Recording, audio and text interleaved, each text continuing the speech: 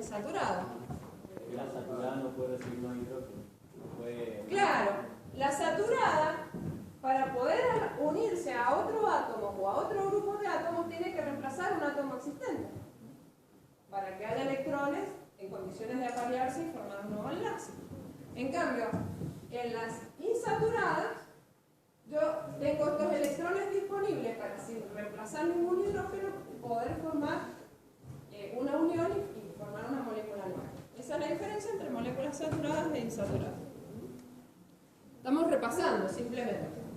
Entonces, acá viene el concepto de polímero. El polímero son macromoléculas, es decir, son moléculas muy grandes que se forman por la repetición indefinida de una unidad monomérica, de un monómero, que es una unidad que se repite indefinidamente. Entonces, si yo sumo muchos monómeros de etileno, voy a obtener el polietileno. ¿Cuál es la unidad repetitiva del polietileno? Este que tenemos acá, que se repite n veces.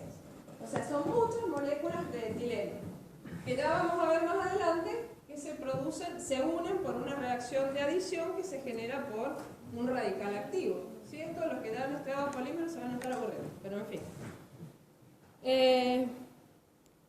Bueno, acá está. Fíjense, yo tengo un radical activo que yo le damos R genéricamente a un grupo de átomos que se va a mantener unido durante todas las reacciones químicas. A eso le estoy llamando R. ¿Qué hace que en presencia del etileno rompa el doble enlace y se una a ese grupo activo, formando y dejándome otro electrón desapareado que me sigue actuando como radical activo? Y así sucesivamente esta reacción se va a ir produciendo para producir al polietileno, ¿sí? Partiendo de la unidad monomérica del etileno. Bien, ahora, esta cadena que, fíjense, se muestran los enlaces abiertos porque es una macromolécula muy larga, yo la estoy viendo dibujada en el plano. Lo que tengo que tener presente que en el espacio los ángulos forman 109 grados, estos ángulos entre los carbonos y los hidrógenos. Entonces, si yo la miro en el espacio en forma lineal, tiene una forma de cadena de zigzag, ¿sí? Esto es importante que lo tengamos presente para que después entendamos el comportamiento de los polímeros. Entonces, en definitiva, de varios monómeros por una reacción de polimerización voy a obtener un nuevo polímero. Pero voy a tener muchísimos polímeros distintos dependiendo de cuál es la unidad monomérica que forma esos polímeros. En este caso, por ejemplo, hemos partido del tetrafluoroetileno. Tetra porque son 4, fluoro, etileno porque etileno son 2 carbonos, ¿sí? Por ahí ustedes cuando en el examen final no les preguntan algo dicen, pero profesora, son muchos nombres, pero si ustedes relacionan los nombres con lo que están viendo, son fáciles. No, si no se acuerdan de un nombre, nadie les dice que está desaprobado el parcial, pero tampoco son nombres tan difíciles. Fíjense, el tetrafluoroetileno, que a veces mucho también nosotros estamos en lo habitual, conocemos los polímeros por los nombres de las marcas, no los conocemos por su nombre químico. Entonces, por ejemplo, el tetrafluoroetileno es el teflón, que es la capa antiadherente que tienen las cacerolas. Cuando la mamá le dice, ojo con esa cacerola, no le vas a pasar el estropajo, es porque no quiere que le saque la capa de teflón, ¿sí? La mamá no sabe por qué, entonces bueno, si ustedes se dan vuelta y le dicen, mamá, ¿no querés que te saque el politetrafluoroetileno? Dice, pobre, ¿sí? Bueno. Entonces, estas cosas que yo digo es para que ustedes se acuerden y se rían, nada más. Bueno. Fíjense, entonces según sean las unidades monoméricas tenemos el polietileno, que ustedes ya lo nombraron. Si cambiamos un hidrógeno por un cloro, tenemos el policloruro de vinilo o el PVC, que ustedes pusieron recién por ejemplo. Si cambiamos los 4 hidrógenos por 4 flúor, tenemos el politetrafluoroetileno, que a su vez tienen siglas con las iniciales de cada una de las palabras, pero con que sepan fluoroetileno es suficiente. Después tienen, si cambian un hidrógeno por un grupo metilo, tienen el polipropileno. Si cambian un hidrógeno por un grupo bencénico, tienen el poliestireno. ¿Sí? ¿El poliestireno le suena a algún material conocido? A tergopol. Los vasitos, ese vasito que está ahí, no le puedo dar con...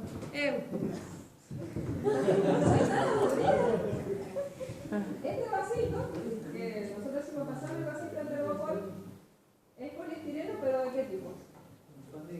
Expandido. Muy bien. Bueno, ahora se nos empieza a complicar un poquito más. Bueno, estos están a modo de ejemplo para que ustedes sepan que existen. Obviamente no se los vamos a preguntar, pero siguen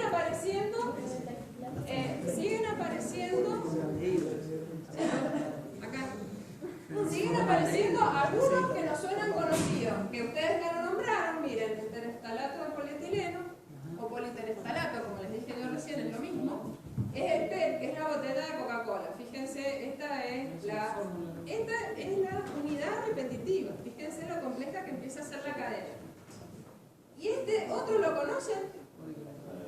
¿A dónde han visto policarbonato? ¿Anillo Palmares? La cúpula de Palmares es el policarbonato. ¿Qué ventajas tiene frente a un vidrio? Puede ser, ¿qué más? Es muchísimo más resistente el policarbonato. Sin embargo, ¿se acuerdan cuando cayeron esas pedradas así? Igual lo rompió.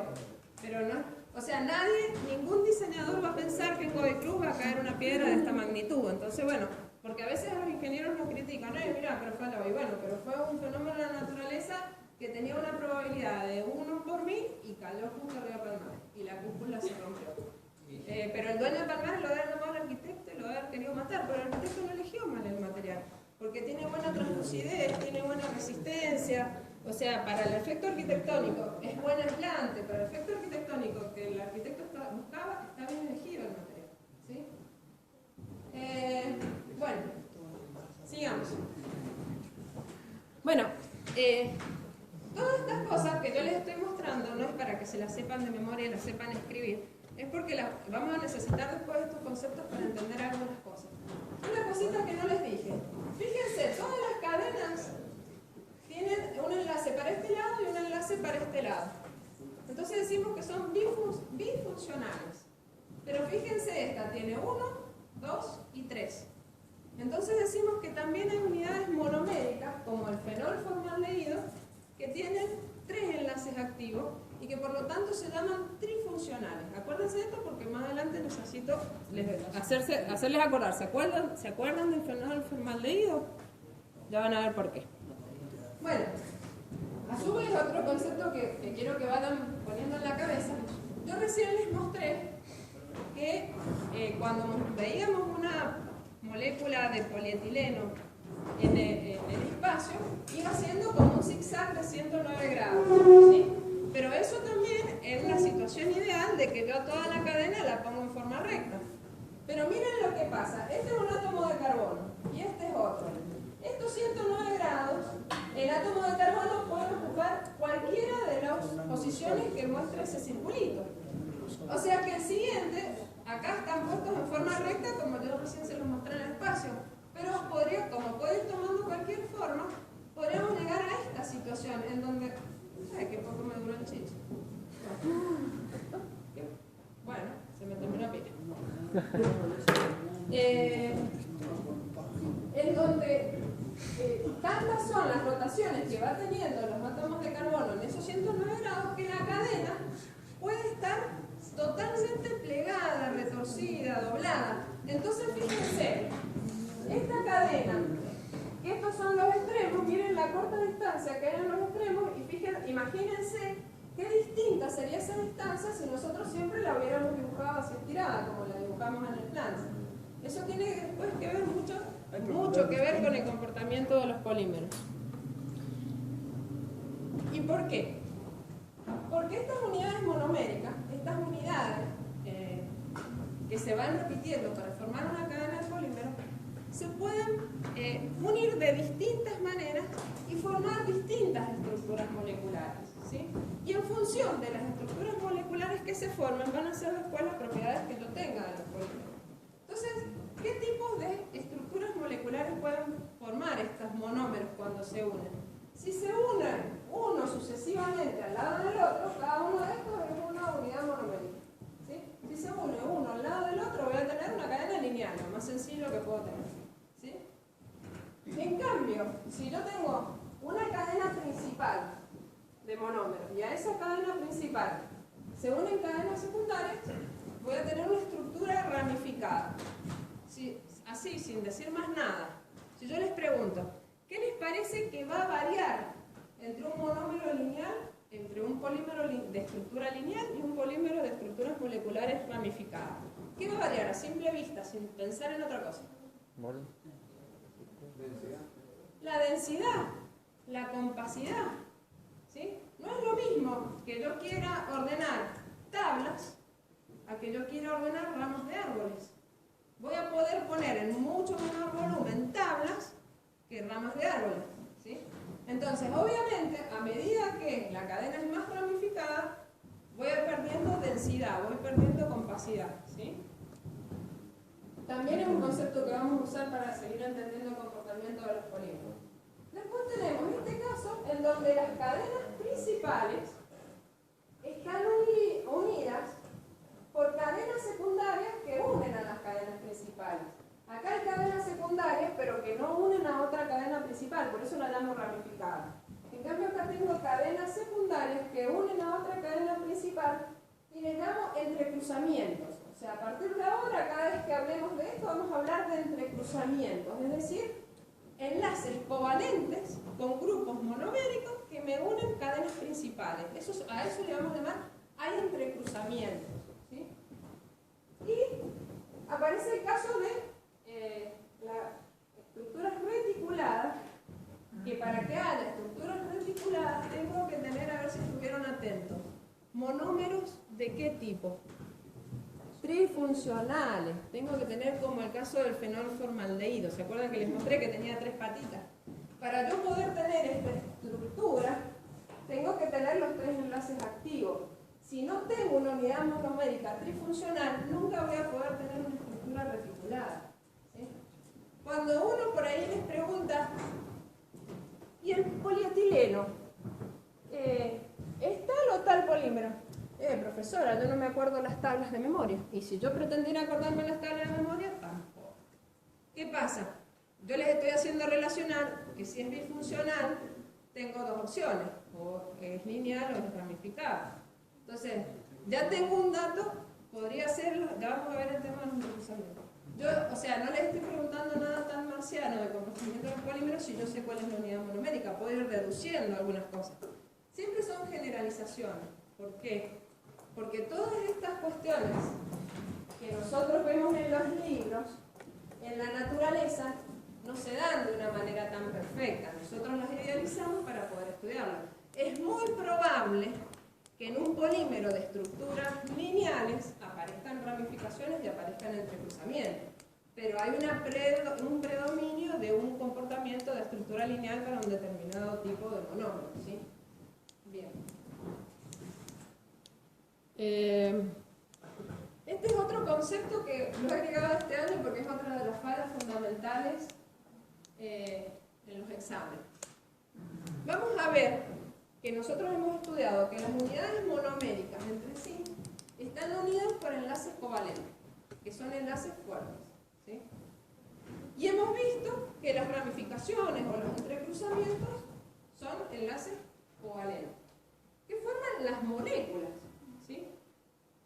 Pero ahora yo les pregunto, por ejemplo, para hacer el caso más sencillo, en los polímeros lineales, las moléculas, ¿cómo están unidas entre sí si no hay entrecruzamientos? Por enlaces de Van der Waals, ¿sí? Y los enlaces de Van der Waals son enlaces débiles. Ya vamos a ver por qué le decimos débiles. ¿Son enlaces de qué naturaleza? ¿De qué tipo? ¿De qué tipo de atracción? Son atracciones dipolo-dipolo, o sea, son enlaces de naturaleza electrostática. Es decir, las moléculas se polarizan y se atraen. Entonces decimos que son enlaces débiles. Y vamos a ver qué son las que definen el comportamiento mecánico de los polímeros. Pero como asociamos a la palabra débil, creemos que no son enlaces importantes. Entonces yo les pregunto, bueno, ¿y qué enlace es el que me define este comportamiento del polímero? Jamás me van a decir los enlaces de Van der Waals o los enlaces secundarios, porque tienen el concepto de que si no son débiles no importa. Así como cuando hablábamos de defecto de las estructuras cristalinas y asociábamos a la palabra defecto con el mal comportamiento, entonces, fíjate, los defectos nos van a formar los metales, porque ya somos como prejuiciosos, ya la palabra